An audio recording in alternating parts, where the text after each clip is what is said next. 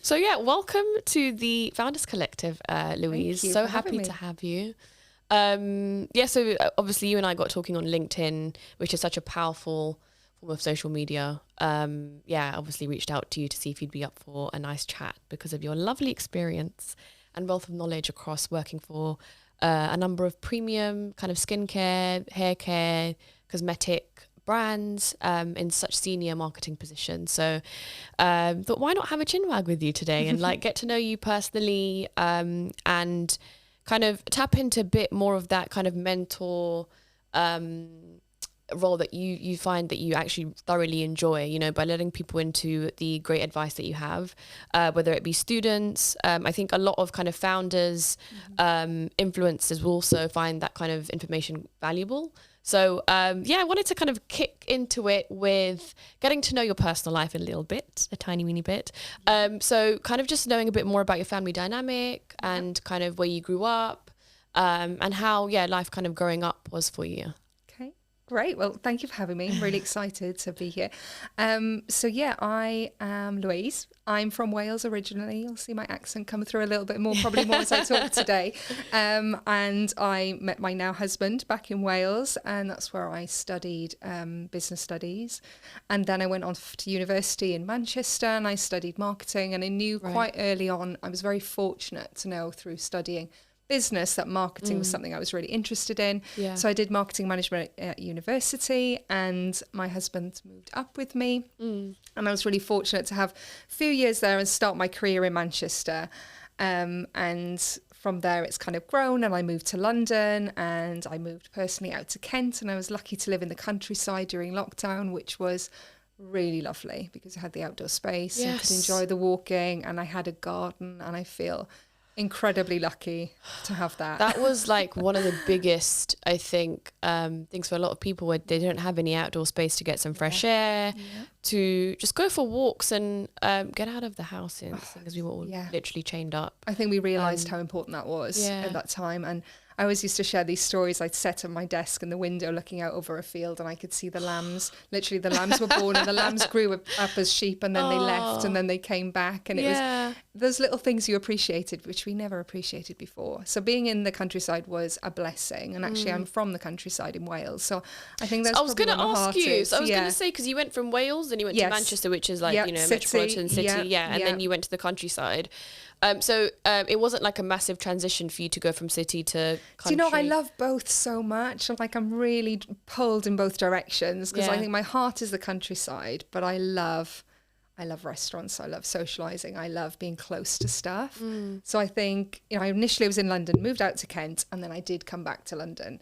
So I lived in the countryside during the lockdown period, which was a blessing because that's when I was pregnant. So I could live my pregnancy without doing a commute, which was a dream. And then my baby was born in January 2021. So as we were coming out of lockdown, and it was then that I moved back to London. And that was really, from a pragmatic perspective, I needed to be closer to nursery, closer to shops, closer to work. That was kind of my journey. So I now have a 2.5 little boy. Oh, so sweet. This year I feel really old when I say this, I've been with my husband 20 years. That's so amazing. I'm married for 10. Thank you. My little boy is 2.5 with us. So that's my little family network. All of our family is still back in Wales. So so that's my little family. Nice little roundup. And so what do you call a good time, Louise? So what do you do to have kind of a fun kind of time away from work versus also kind of relaxation time? What do those kind of two areas of your life look like for you? Yeah. I think it's because your line of work is busy, okay? Marketing isn't just you know, it takes a lot of mental strength and liaising and exactly resilience. You're you know, managing such different people, individuals. It takes energy, right? So what do you do to have fun and also to relax in your spare time? I think marketing isn't a 9-to-5 job, and you do it because you love Agreed. it. I'm very passionate. I think that's something most people will say about me, is I'm a very passionate person. If I do anything, I put a lot into it, and I love my job. I love I love what I do, and I've always worked on brands that I really love. So I always feel that is a big piece of advice I give to people. Like, be passionate about what you do, because your work is such a big part of your life. And that's what gives you that edge versus other people. And it's what makes you really stand out. And you're going to give so much more to it and get so much more back personally if you're passionate. So the lines are not kind of there's work, there's personal life. Even, you know, you're on Instagram and on TikTok, you're following brands, you're following influencers. It's there all the time. The beauty industry. It doesn't switch off. Yeah, exactly. So I do feel like work fully blows into my personal life, but in a positive way, because you also take inspiration from all parts of your life, which influence ideas and what you do in work. But in terms of like separating work entirely, I love anything creative. I love cooking. I love eating out. I had a food blog pre-pandemic, and that kind of took it. Made me have to stop because I couldn't go out to restaurants, and then I started doing more cooking, and then I had a baby, and it kind of all changed. But my love of cooking, and whenever we go on holiday, I do a cooking course. So love restaurants, love cooking at home. And that's what's your favourite one that you've done to date?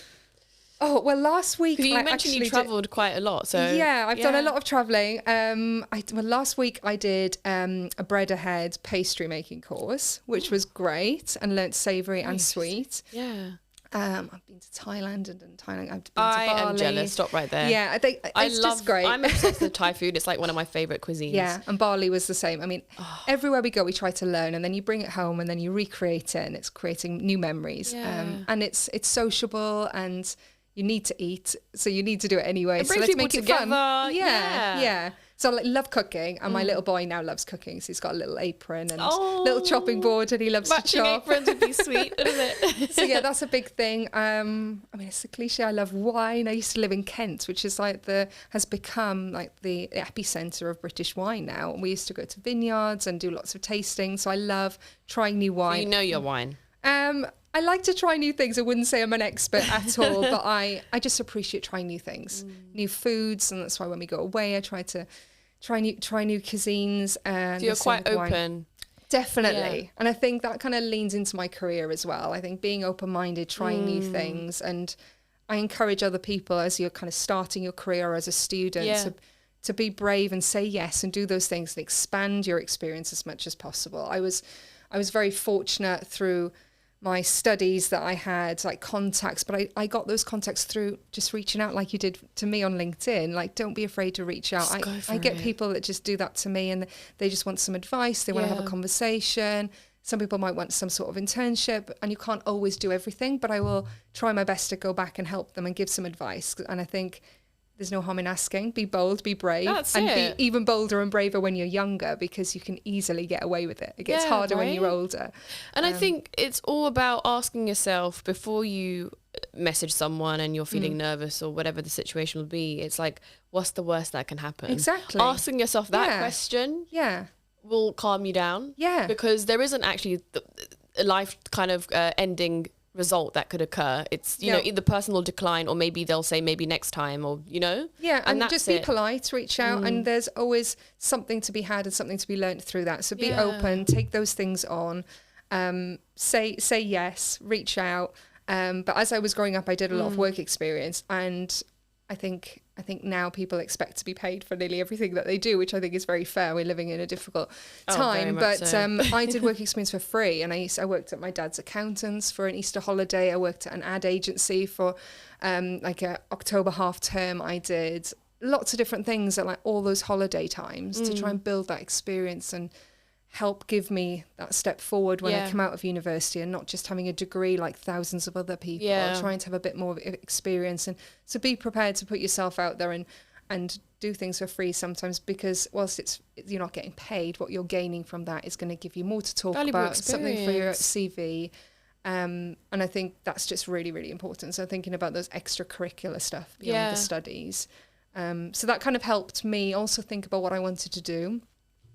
So I definitely didn't want to be an accountant. Yeah, I did that for 3 weeks, I think, and it was like, no. So was that from your? Did you say your dad's business? Was it? My dad had an accountant for his business, and so he reached out, and they were like, "Yeah, of course." So I did a few weeks there, and that just made me realise that it's not what I want to do, and that's a great learning in itself. Yeah, it's not just about like, I don't want to do that.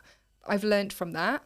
And I worked in an agency, as I said, so my career has mainly been client side, but working agency side, it's a very different perspective. Yeah. So again, you learn from that experience and you have a different perspective when you work with agencies now. So I think just jump on those opportunities. Don't be afraid to put yourself out there. Yeah. Everything is a learning. It is indeed. Yeah. And also, to add to your point, I feel like if you are declined for opportunities, see it as a redirection to something better. Absolutely. I think everything happens for a reason. I'm a very optimistic person. I think, what's the worst that can happen? Yeah. Really, like you say. But really when you physically, it sounds so cheesy, but when you say it to yourself in the moment, it makes you feel tons better. Yeah. Because I feel like naturally our brains as human beings they steer towards the negative. Yeah. And they're all very curious naturally, right? And so you would assume that nothing but the worst is going to occur. So it's actually painting that picture for yourself by asking yourself, okay, what is the worst result of me messaging someone on LinkedIn to see if they have an internship, or if they can have a 5-minute conversation with me to go through my CV, or whatever the circumstance will be. I think speaking to yourself, treat yourself like a friend. Absolutely. And I love giving advice because I feel like whilst I've worked, I think it's like 15 years, which again, I sound so old when I say that. It still feels like yesterday. Valuable experience. Yeah, hopefully. But yeah, even I think back and I think I was a student yesterday, so I can really empathise, and I've taken that journey, and I love to share my experiences and also reassurances, because like you say, your mind does naturally switch to the negative or think the worst. And I also like to be that optimistic person that thinks, there's a lot of positives, and think of the upsides and the opportunities and not just the challenges and difficulties, and try and balance that perspective that you might have. So I try anyway. Yeah, no, brilliant. It's just nice I think just speaking with you just now, I think it's like you give kind of a breath of fresh air with your open mind. You've kind of lived in a number of different areas throughout the UK, and you have such openness to things like food, and then also marketing is like a big part of your day-to-day, where it requires openness for innovation, for new ideas to flow, for creativity. So it's nice to kind of get that edge from you. So kind of jumping onto your professional career then, could you give us a whistle-stop tour, so to speak, of your career journey to date? So from the humble beginnings until now. Whistle stop. Okay. Well, I've taken quite a linear traditional approach in my career, which I will say is great and works for some, but I be really open-minded to it not necessarily being the best path for you.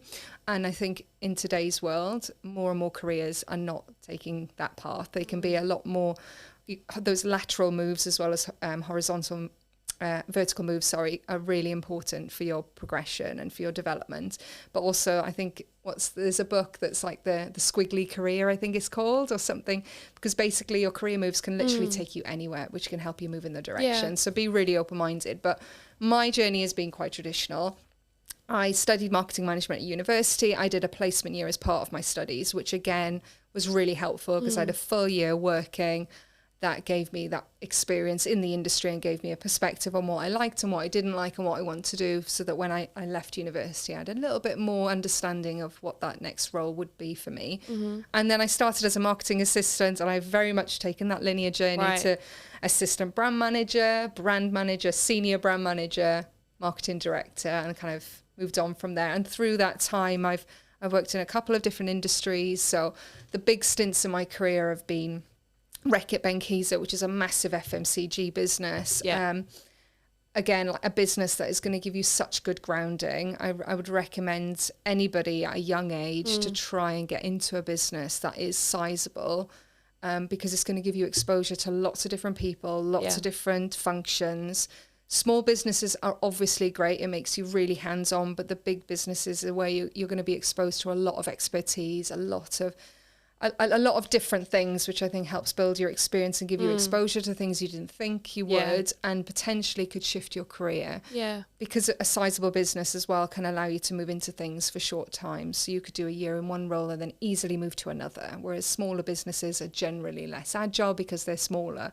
And there's more opportunity nowadays, from my personal experience, where you can move into other roles for short periods of time, just based off of your own curiosity. Absolutely. And I encourage people to do that. Like your boss is there to support your career, but you're the driving force of what that career path is going to be. So again, in the workplace, don't be afraid to like ask questions, be inquisitive about what other people are doing in other departments. Or I'd love to work on that project. I'd love to work on that brand. I'd love the opportunity to work abroad. Have that conversation with your boss, with HR.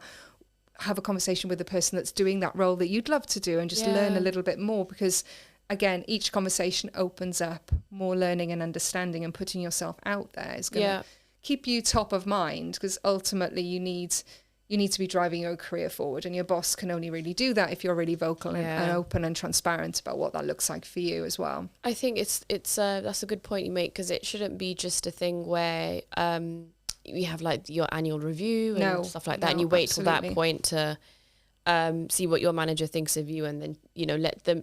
I think the thought process is our managers, so to speak, are the ones that create our path in the company that we work in, and I think it's building that confidence to kind of take that control and ownership of your own journey. Yeah, absolutely. And curiosity doesn't kill the cat, in my experience. No. I think if you are curious about different areas of a business, and you work in marketing per se, and you're interested, I don't know, in innovation or in a kind of business specific role, it's just prompting that question. Yeah. And then literally the opportunity may as well be there. Yeah. So yeah, I think it's not waiting for those kind of corporate meetings. Absolutely. It should be an ongoing conversation, and equally the same with development and learning. I'm very passionate about finding the time for those type of things, which I know we're all living very busy lives and have very busy working days. And, my job has not been dissimilar, but if you don't carve out that time, you'll never find the time, because it will always fall at the bottom of the list. So carving out time for learning, development, meeting new people, networking. I've always been a member of CEW, which is a really recognised association within beauty, and they offer talks and opportunities to network with people within the beauty industry. And that's actually how I found my next job, which I'm moving on to. But again, the networking opportunities are key. Going to conferences to feel inspired, listen to other brands and what they're doing, to come back with that inspiration for the team, and leveraging free opportunities. So things like LinkedIn, they have LinkedIn Learning, which are platforms that you can like watch and listen and read. And again, it's all about inspiration, building your breadth of experience, inspiration that I like to do as a leader to inspire my team, but I encourage anybody at every level to do. It just makes you more interesting, more knowledgeable, and just inspires your creativity in your role, which again makes it more enjoyable and just allows you to kind of develop personally and professionally. And going back to the point around being in a big business and putting yourself out there, I think having a mentor, and that doesn't mean something really formal and really big and scary. But there are going to be people around you that you find really inspiring, or they're really good at what they do, or you'll look at them and think, wow, I'd love that job, or they're really good at that. And I'm like, presenting is something that always comes up with people. When you're junior, that's something that's really alien, and most people don't like it initially. And you'll see people present on stages in front of hundreds of people, and you're like, wow, they're so good. But then in actual fact, they feel like crap behind the scenes. They're just as nervous, for sure. And that's good. They're channeling their nerves in a positive way. But if there is something like presenting that, you want to develop, then think about the people that are really good at that and observe and learn and open the conversation with those people. So it doesn't necessarily have to be the person at the top of the business or somebody really senior. It could even be a peer. And don't be afraid to kind of say, admire somebody and give them that positive feedback, saying, I was really impressed with your presentation, and I'd love to learn more about how I could develop my skills in that area, and open that conversation. And that could be an indirect kind of mentoring relationship there, or coaching relationship. So that's been key for me, is thinking about those key people you admire. Do you think did you have those opportunities, or did you find yourself reaching out to people for that kind of mentorship? I had a bit of both. Again, that goes back to once I left Reckitt Benckiser, I joined Cow, and I worked on the John Frieda brand initially, and then later the skincare brands Biore and Corelle. And when I was at that business, which was 10.5 years, which is a huge stint, but I moved quite a lot. I started as a product manager, and I went to senior product manager, and then I moved to global, and then I came back to the UK as marketing director. So lots of moves, lots of dynamics. Yeah. But throughout that time, I knew I wanted to get to that senior position in the UK, which did help. Yeah. And I knew the key people that were going to help me get there.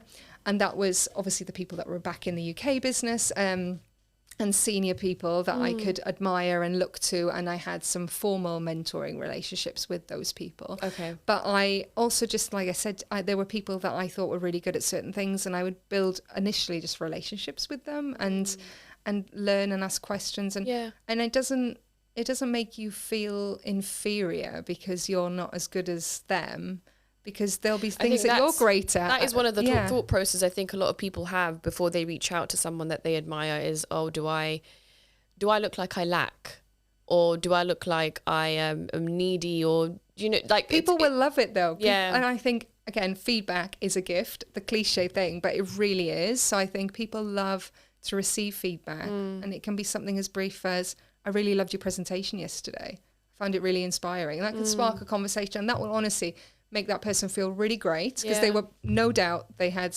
anxiety of some sort, probably preparing for that. Yeah. So you've reassured them, and you should feel really good for passing on that feedback. So I encourage feedback both ways.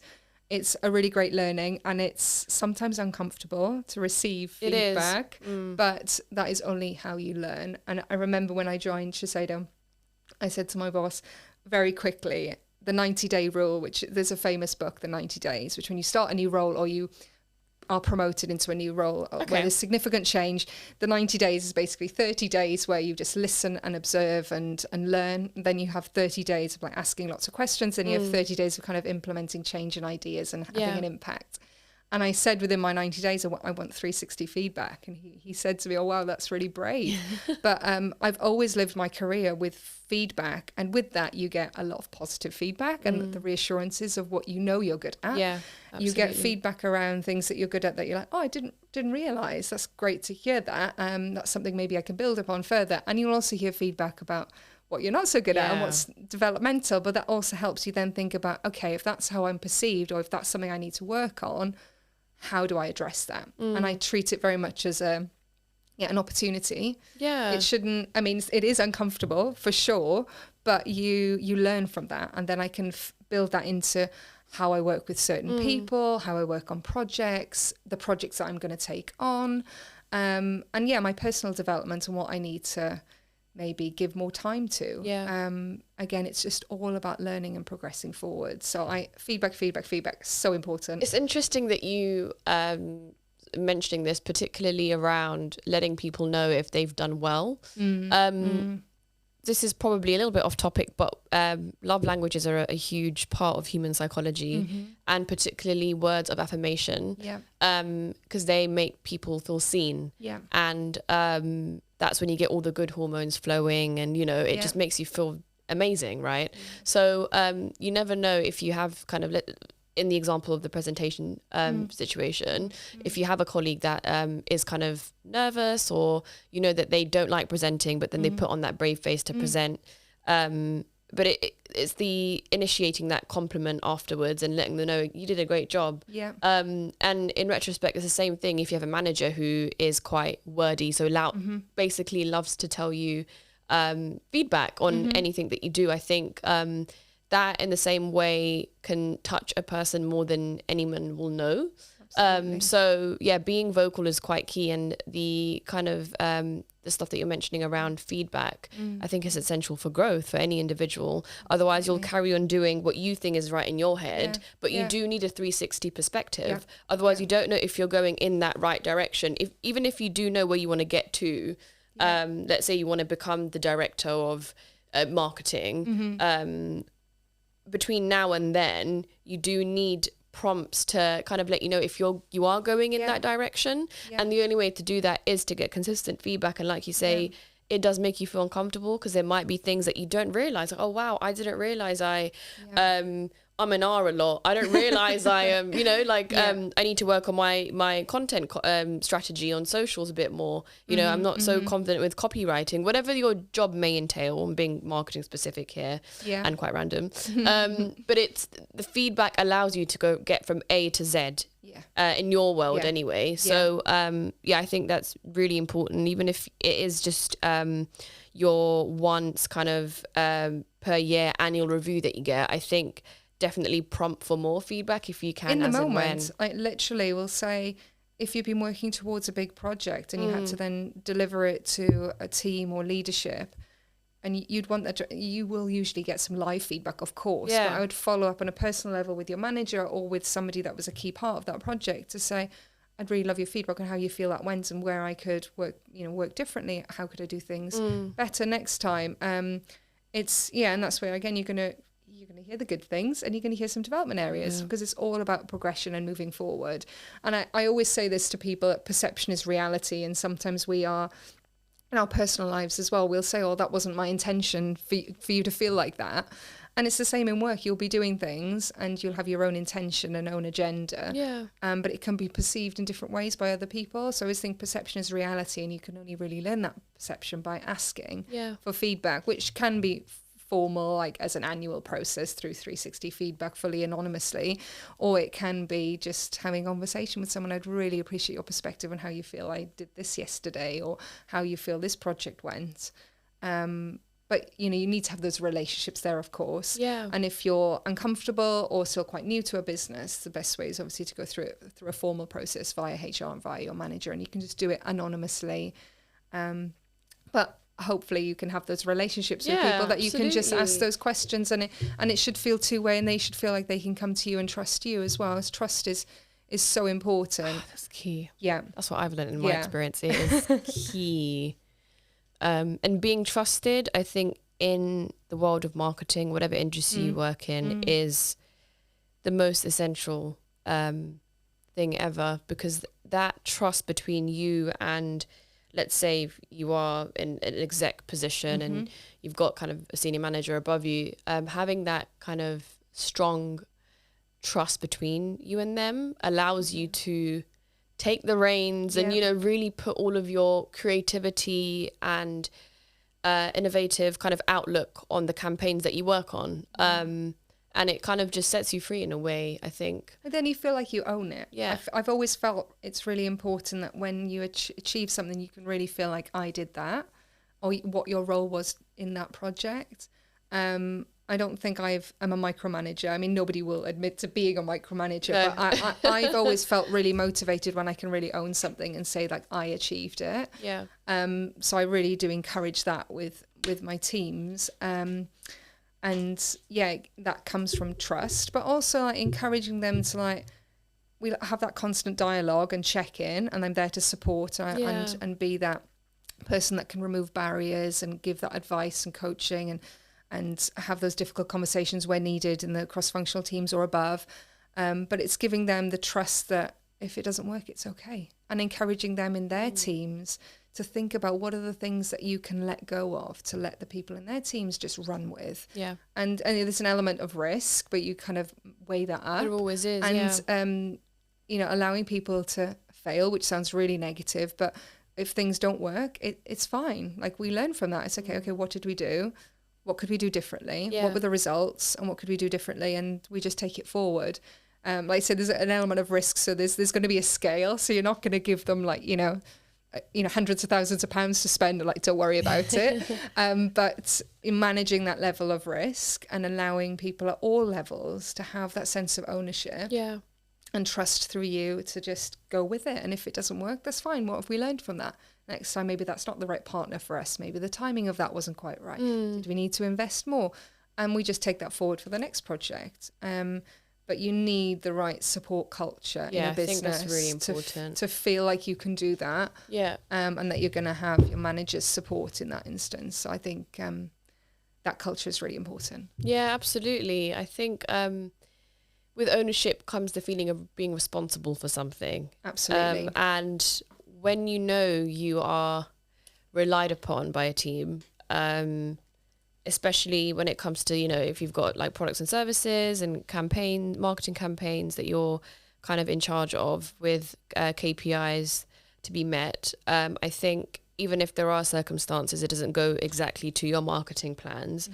I think once you have been given that trust to go away and create this campaign and this marketing plan, and certain milestones aren't reached within this plan, it's just kind of with that feeling of being responsible. Yes, you will kind of accept that there have been failures, but you will take the learnings from that year and apply them next year. Exactly. And you just need one manager in your life to give you trust. Once you have that feeling of being trusted from a manager or someone above you, you will, I think going forward, you kind of break that mental kind of obstacle, essentially. Absolutely. Of it's a just, barrier. Yeah. And that your confidence is at a level. It really then, shoots. Yeah. It really shoots. But it's interesting because it all just comes down to belief and someone believing in you for you to believe in yourself even more than you do on your own. Yeah. So, And that could come from somebody external as well. So you might not feel like you have that might sound negative, but the trust to have that sort of relationship with someone in your business. But it could be a mentor that's completely isolated from what you do. If you work in beauty, it could be someone that's from IT or a totally different industry, but someone that you really respect, you've met somewhere, that's been a friend of a friend, whatever. And again, can be that sounding board.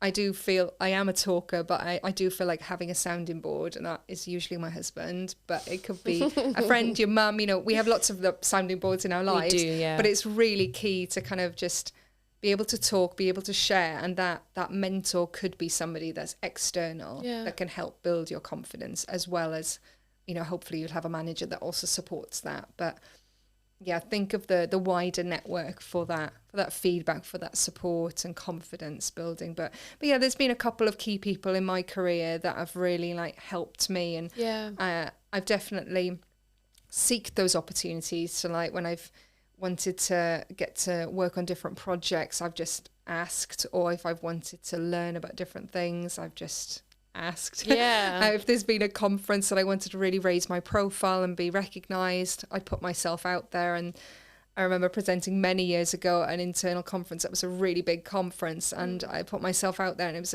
it was really daunting, and it was a very prepared, orchestrated conference where we did a number of different run-throughs ahead of time. It was it had to be very polished. But I put myself out there again to put myself out of my comfort zone, because I knew I would learn from it. I knew I was sharing a great project that I was really proud of, and I wanted to kind of help build my profile. And again, you do need to be brave and bold. And I think some people are afraid to do that sometimes. But what I've gained from that is then being recognized by other people in the business, and then people would come up to me and say, "Oh, I didn't know you worked on that. Oh, I loved what you shared. I was really inspired." And that opened up a network within the business that then has helped what became then I moved into the global team. And that was a really great move for my career. And I say this to everyone in marketing. Having the opportunity to work client side and agency side is great, because it's two entirely different worlds, but also regionally and globally and locally. And I worked always in the UK in a local role, and then I moved into a global role. And the skill set that you gain from that is so different and makes you so much more well-rounded as a marketeer. And I've managed people that are like, "Oh, I don't think I want to do that," and I'm like, "But give it a go." What's the worst that can happen? You're going to not like it, but it's going to give you more experience to then give you more choices of what that next role could be for you. And often it is the sidewards move that helps you come back. And that is exactly, I was very fortunate that that's what happened for me. So I was in the UK team. I took on a role that kind of led up half the global team on John Frieda. And then I moved back as marketing director in the UK. So I kind of did that upwards, but to the side, to then come back. And it would have been more difficult and probably taken a bit longer for me to just move up if I'd stayed in the UK. But what I did in the global role, I got to travel, which was amazing. I can imagine you met incredible, lots of incredible people. Oh, it was brilliant. I mean, it's a Japanese business, so I got to go to Japan a number of times, which so personally is amazing. I'm still yet to go. It is an amazing country, so I feel really lucky, and I've been able to kind of, leverage some personal trips on the back of work trips, which mandatory. Of course, pre-pandemic as well, when traveling was so much easier. Yeah. But yeah, I think it just makes you more well-rounded. As I said, I think as a marketeer in a local role, you're generally very focused on the next 12 months and delivering your numbers and the campaigns and the brand plans. And the latest out that you'll be thinking about is the brand planning process for next year. But in a global role, this year is not even on your radar. You're very much focused on the future. Yeah. And because you're global, you're managing multiple markets, and you can't possibly know the detail of every market. It's impossible. So there'll be priority markets that you work closer with, but generally you're very holistic. You're very, very yellow on the color spectrum. So you have to be very, broad in your perspective. You're thinking much more longer term. You have to be grounded in the realities of the market needs, but you have to think bigger picture of where we're going and how we're trying to build a brand. Yeah. So that's a different skill set and a different mindset, and relationships is key. So when you're in global, it's all about the relationships with the markets, understanding their needs to hopefully build plans at a global level that are going to give them what they need. Because ultimately we're here to sell product and, create sales and make money. It's like the top and bottom line of it, really. But you can't do that without being really close to the market. So I think being in a global role, I personally loved it. And then I loved coming back to the UK as a marketing director, because then I could be more strategic, be more holistic. And I had a really strong team where I was in a position I didn't need to get into like the nitty gritty detail. Yeah. I had a really strong team. You were kind of like overseeing. Yeah, and I could really work on the projects that really help take the brand forward, like things around brand purpose and sustainability and key pillars. For me, the key pillars are going to stand the test of time for any brand. A brand is not going to be here in 10, 20 years because of a campaign that it does to sell the latest MPD next month. It's the bigger picture stuff. And I loved that. But I wouldn't have had that mindset and perspective if I hadn't done the time in global, which you'll also gain from a regional role as well, whether it's like EMEA or whatever. So I always encourage people, where there is an opportunity, to think broader of those opportunities that are not necessarily linear.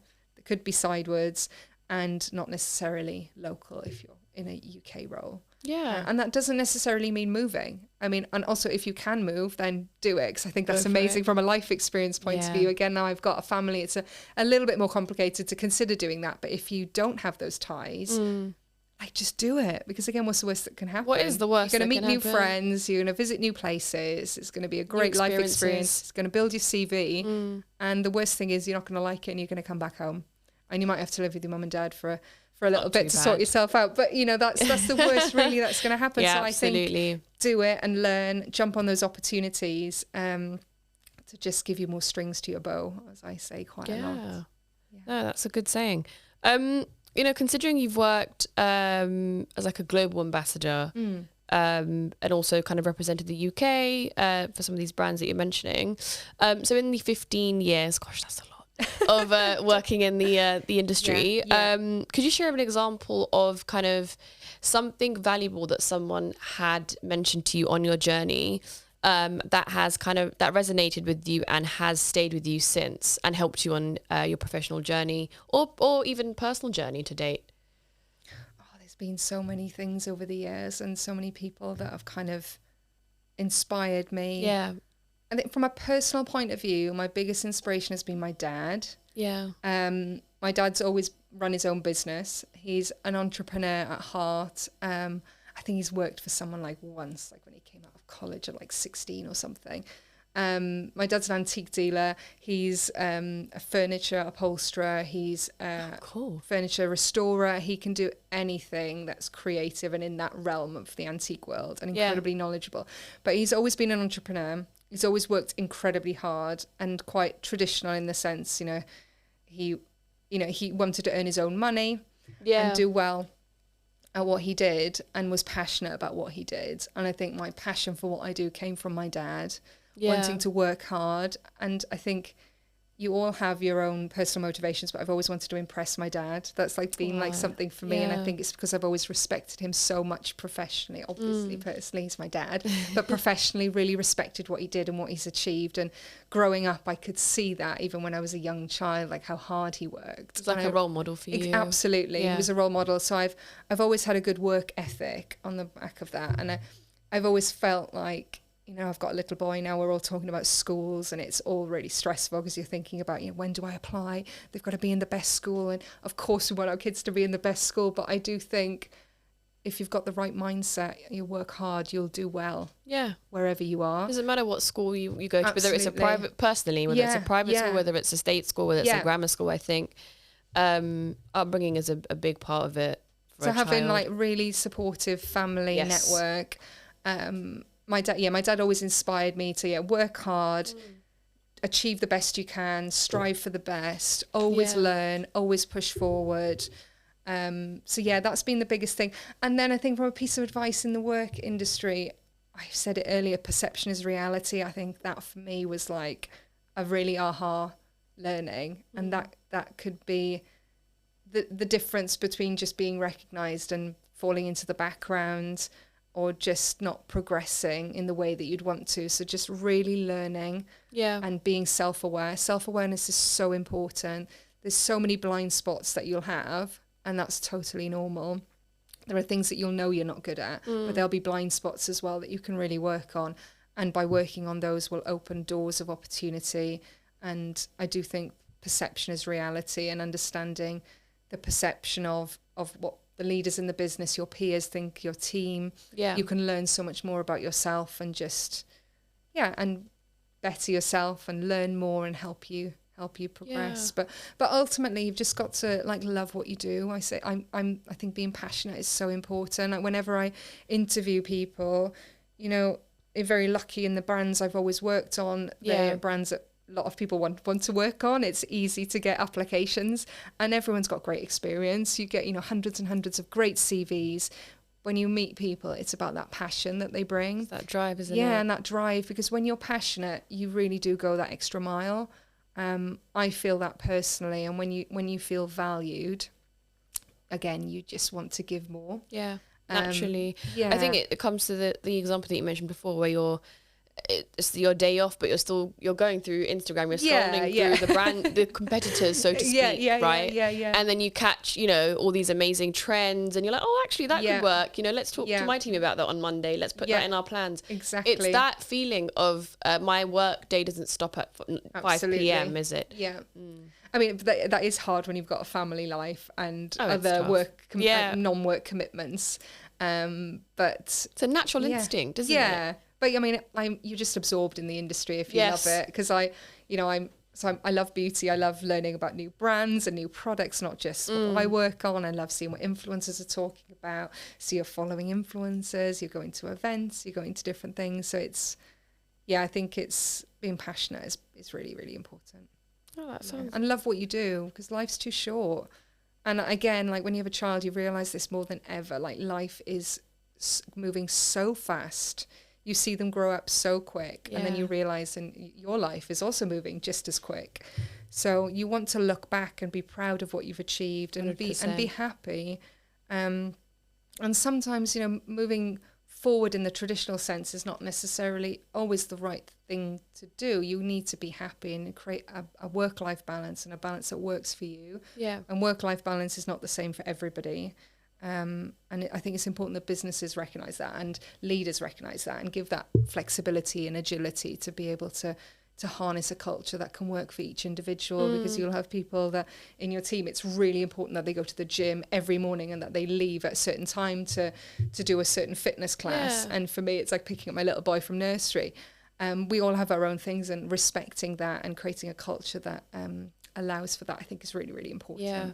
I think with kind of the flexible working setup that we've got going on ever since COVID has been one of the greatest things that's come out of kind of the COVID-19 situation, because that allows for more flexibility in general. So thinking about people and their personal setups, like you said, if you have a certain routine before work or after work, if you are a parent and you have, you need to drop your kids off to school in the morning before you get to work. It's just giving individuals that sense of freedom to do what they need to do to just get by outside of work, without kind of rushing them. I think that kind of breeds trust, feeling comfortable, and then they feel valued enough to the fact that you've considered them, they will go on above and beyond to consider the organization and, you know, the team. So but you know yourself, if you have time to do certain things, you'll feel so much more, you're not worrying, you're not stressing, because you've got that flexibility. I mean, how we used to like do our washing and do our personal admin when we were in the office 5 days a week. Good gosh, and socialise.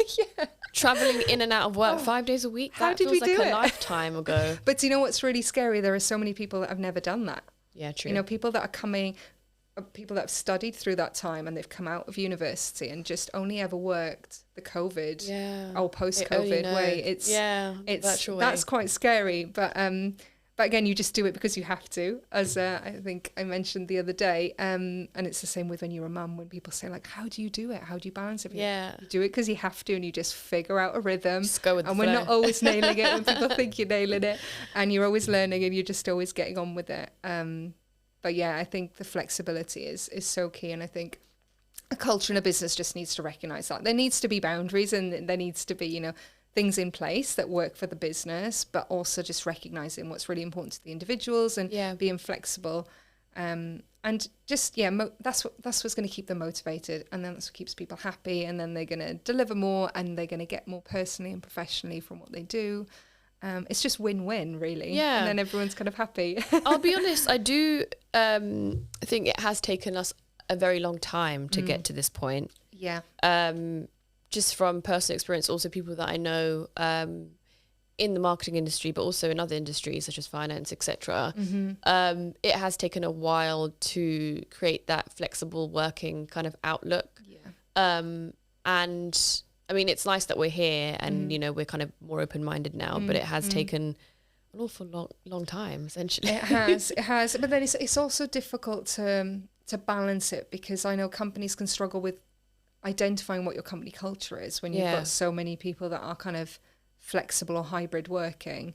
So I also think is understanding the right balance for your business is important. And I think when you're in a collaborative business, which marketing is very much, you touch every function in the business, you work very much as a team, idea generating and working together. And also when you're junior, you need to learn from other people. If you're going to sit at home every day, your learning curve is going to be, it's going to take a lot longer to work through, because you'll be incredibly surprised how much you learn from just sitting in an office surrounded by people, surrounded by people more senior, people in other departments, and the things that you learn and pick up on. Obviously, my career has only ever been like that because that's the way it was. And people that have not lived that don't necessarily appreciate it. But honestly, I really encourage, you know, most businesses tend to be 2 or 3 days in the office and it's kind of split. I really do encourage people to like embrace that, because there's so much that you learn from being in the office space. Yeah. And then also celebrating together, right? Because that's where you communicate and you share and you can do fun things together. I think that's also really important. Celebrating success, and team building, and of course you can do it virtually, but it's not the same. Not the same. Yeah. Not the same at all. So celebrating success is really important, and having that physical time together, you learn so much more. I think that's been, the more senior you get, the more you realise, I don't need to be in the office as much for that. But when you're young in your career, there's so much to gain from it. So I encourage people to have that face-to-face time. Yeah, yes, exactly. Yeah. No, that's definitely a good point. So just kind of wanted to jump on to another really interesting and important question, just in regards to kind of the theme that we're talking about at the moment, so culture, workforce, etc. What do you think kind of directors or kind of leaders in the workforce can kind of do in order to relate and understand the people that work for them from ground up? Because there can be kind of gaps in understanding, and I think that can be a barrier to success in general. So what do you think leaders can do in the workplace to understand their subordinates? Yeah, absolutely. So I think, as a leader, I really respect communication and transparency. I like to take people on the journey. I'm not someone that will kind of hide pieces of information. I like to share. Obviously, there is a line as a leader. There's certain things you don't share. It's not necessary, but I will share as much as possible. I think that context is really important for all levels to understand and appreciate. And if somebody is struggling, or when you're young and you're working on one brand or one project, you're of course going to be narrow-minded and focused on that. But when they've got more information and more context of what else is going on, it can really help them appreciate, and then that context to help them move forward. I also think it helps build trust and respect in leadership when you've got communication and transparency, and it creates that dialogue. So if you can see a leader is operating in that way, you're probably more likely to be seen as a leader that is approachable, or someone that I trust. And then you're more likely to be someone that you might ask for feedback and create that conversation. And through that, you learn. And I think I always have very regular one-to-ones with my team, but also like my non-direct reports and peers and anybody that's key that through the business to talk to and to learn. And I think, I'm about to start into a new role at Pai Skin next week. And, my immediate priority is just to meet people and learn and absorb, the 30 days of the 90-day book. It's going to be learning and asking lots and lots of questions and absorbing myself into the business culture and the new brand. And I think that's all you can do, is just continue to do that, continue to build the relationships, continue to ask those questions, and be seen as a trusted leader that people can share and be open with you. And that comes from your style of being an open, transparent communicator as a leader. Otherwise, you're not going to feel comfortable or trust having that conversation or being open about what you need, or if there's something that's shifted in the business and you're not happy, you're probably not going to open up about that unless you've got a trusted relationship. And that trust comes partly from transparency and communication.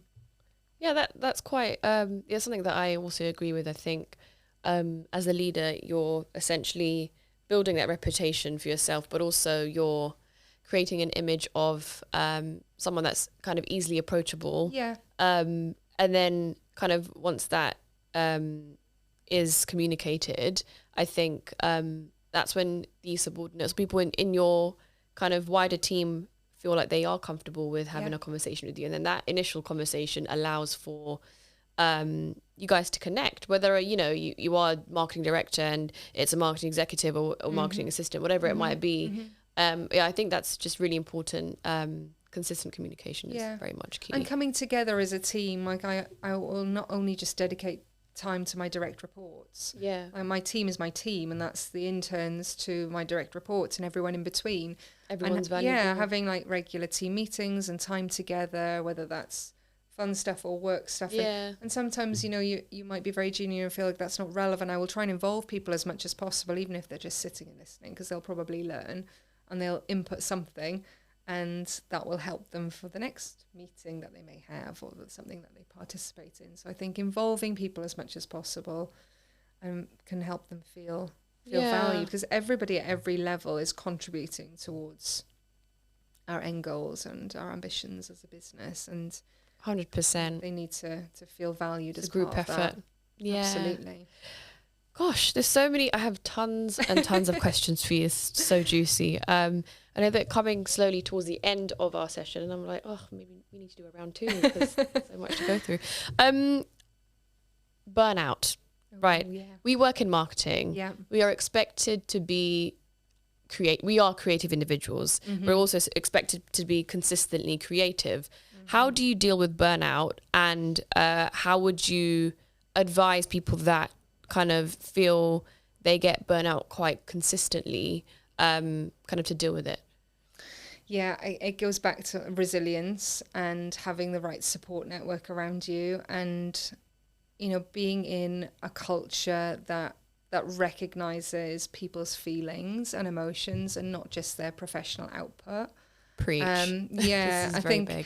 I think more and more businesses are more aware now of mental health and not just physical health, of course. Definitely. Putting things in place that support that, and that could be simple things like wellness day and some initiatives in the office. It could be something as part of your healthcare package. It can be a multiple different things. Yeah. I think it's just, it's really important to be open and honest with how you're feeling. Like, I really respect that with my team, because I think, and something personal, I'm not someone that entirely separates personal and professional, because that's not how we live. We're human beings. Yeah. If something really big is happening in your personal life, it's naturally going to impact your professional life, because you're only human, and that's fine. And I think I try to encourage people to open and share as much as they feel comfortable, and I'll try and accommodate and be empathetic where we can to support that. And that might mean, yes, we have a policy to be in the office 3 days a week, but they're going through a tough time. Do you know what? Work at home this week is totally fine. When strictly speaking, you should be 3 days a week, but that's just like, there's no need to do that. So trying to accommodate people's needs, and that's like a really minor example. But I think, having the trust and relationship with people so they feel open to be able to share, having a vested interest in that person, not just at a professional level, but also at a personal level. As a business, having a culture and a dynamic and an office space and support that, creates an environment that is helpful and can kind of help with the pressurized times that we're going through. Everyone I speak to, everyone's like working the hardest they've ever worked. Yeah. Everyone's teams are probably the smallest that they've been. Like, it's not unusual. But take the positive out of that is that you're not alone. Yeah. Like, loads of people are going through it. So again, opening up those conversations with people. It could be that you've got colleagues that are friends that you can talk to. It could be like being open to talk to HR if you want to, or people in your network on LinkedIn, and just reaching out and just having a conversation about, someone that works in an entirely different industry, like, how are you finding work at the moment? And that could be that they share the same things as you, and that sounding board can really, really help. Is that something you think you have done and it has helped you? Yeah, and I think I've got a very good family network, and I'm quite strict with my work-life boundaries, and that comes with time and confidence. I know it's not necessarily easy if you're new to a business or if you're very young in your career to just say no or push back. But I think having a child puts a different level of pressure on your personal time, that you literally, like, when you say no, it's like, I'm literally have to say no. It's it not kind of reinforces your boundaries, right? You can't do anything else about it. Yeah, it really forces it, but it also gives you perspective on, even when they're not there, let's have some perspective on managing work-life balance. So figuring out a work-life balance that works for you, and if that needs a bit of adjustment from where you are, having that conversation with your manager, because I think now people are willing to be more flexible and agile than ever. So trying to figure out what works for you and setting your boundaries that adhere to what you need to do as your job and your business needs. But that's really helped me, I think. Establishing what work-life balance means for me, setting my own boundaries, and reinforcing my support network to help me do that. Yeah. So, like, my husband will be the reinforcer to say, well, no, you're not doing that. You said you're not doing that. You need to do that with Oscar, my little boy. And he's like, yeah, you're right. I'm not going to work on that. So having someone that's also there to kind of reinforce has your back. That. Yeah, has your back. Exactly. I think those three things you've mentioned. So the reinforcer, the kind of having those strong boundaries, and a lovely kind of close support network. They go hand in hand to kind of maintain your healthy mindset, and also limit stuff like burnout as much as possible. So and take the downtime as well. Like we said earlier about, like, I love cooking, I love spending time with my little boy. Like, everyone has their own things that they love. Yeah. And that is your switch off time. Have that. For a lot of people, it's running, because that is like an energy release, and that does something physically to genuinely. And I've heard reading as well. I had a couple of founders on not long ago, and they'd mentioned to me actually off camera that reading kind of they just dive into a completely different world, it's a release. Don't they? Yes. Yeah, it really is. So I think doing activities that take you completely out of that work zone, putting the phone away if you work in the marketing world, getting off of Instagram. I know, if you know me, it's like I'm attached to my phone. Me too. It's terrible. No, I can't see my phone, so I'm like, oh. But yeah, that's true. Yeah, try having a digital detox. That is scary. But it's scary as hell, honestly. But it definitely will help to kind of just reduce that kind of overworked kind of feeling, and allows you to bring the best part of yourself to your Yeah. job and for others, you know. Yeah. You get to Yeah. pour 100% of yourself into the right areas of life. So I think that's really important. So we're coming, unfortunately, towards the end of this amazing session. So I'm going to quickly jump onto trends. Yes. You must have seen the Barbie campaign. Oh. Everyone's talking about it. Oh my God. There's a complete frenzy, like Yeah. global campaign, which is going viral at the moment. Yeah. From like a dizzying array of product partnerships. I think I'd seen like a fuchsia coloured Xbox that's like exclusive that they're selling at the moment. Yeah, anyone as that's part got of the anything campaign. pink, like just jump on it. Honestly, and also like a real life kind of Barbie mansion that they're renting out. So there's like a partnership that they're doing with Airbnb. They're Amazing. going wild and high. And I think the rumors are that they it cost them around 160 mil. Wow. So they've put everything into this campaign. Yeah. And I think I just wanted to know what your thoughts were, if you've seen kind of some of these tactics, the good and the bad, just your opinion. Yeah, I think we spoke off camera before around the importance of being bold and creative. Yes. I think like in beauty, I've never known it to be as competitive as the industry is now. I work in skincare. I'm staying in skincare with my new role. There are new brands launching every week. It is insanely competitive, but also super dynamic and super interesting. And there's only so far, quite honestly, you can really push the true innovation of what products can deliver. Yeah. So you've got to be super creative in how you do it. And that is what I've loved about the Barbie campaign. I saw an outdoor campaign for Heineken, and they just took the end of their And the Ken at the end, Ken, right? Oh. and it said, "Let's go party," I think it said. And I was like, oh my God, that is like brilliant. Iconic. That was such a great way And of it's so just leveraging simple. it. And they didn't change their brand identity. I thought that was brilliant. That did get quite a lot of attention. So I think being bold, being brave, to push the boundaries on creativity. And I think having obviously great people in your team that are creative and can support that mindset and creative idea generation, but having great agencies that feel an extension of your team that can really help inspire that thinking is really key. Yeah. So I've always felt like when we work on projects, it's great to bring things in-house and people for, developing your team, for agility and all of that. But having agencies can really bring such a wide breadth of experience and knowledge and expertise in the market and with competitors and with other industries that you could never replicate in-house with your teams. Cost efficiently anyway. So I love to partner with agencies to be an extension of your team that can bring that inspiration and can push that thinking. I'm coming into my new role. I'm quite excited to see the kind of agency network and think about how we be bolder. Because I think Pai Skincare is an amazing brand. I'm super excited to work on this brand. And it's the reason why I'm moving on to this brand is because it's a brand I feel I can really make a difference. Mm-hmm. It's a very senior marketing position where I feel I can really shape the brand, whether it's innovation and what the brand will hopefully become. And it's a really exciting time in its life stage. And I'm excited to join at this point. But having like the team and an agency network that can really support the brand, being bolder, being braver, I think that's what I'd love to do. But we'll see. No, it sounds like you've got ambitious plans, and I kind of like the the iteration of being bolder, being braver. I think that's a drum we should play our life to be fair. It really should. But thank you so much for today, Louise. Thank you. I can't believe that we've come to the end of this amazing session. There's so much. I had so much more planned to discuss with you, but I think time has just flown by. So we might need to have you on for a second one.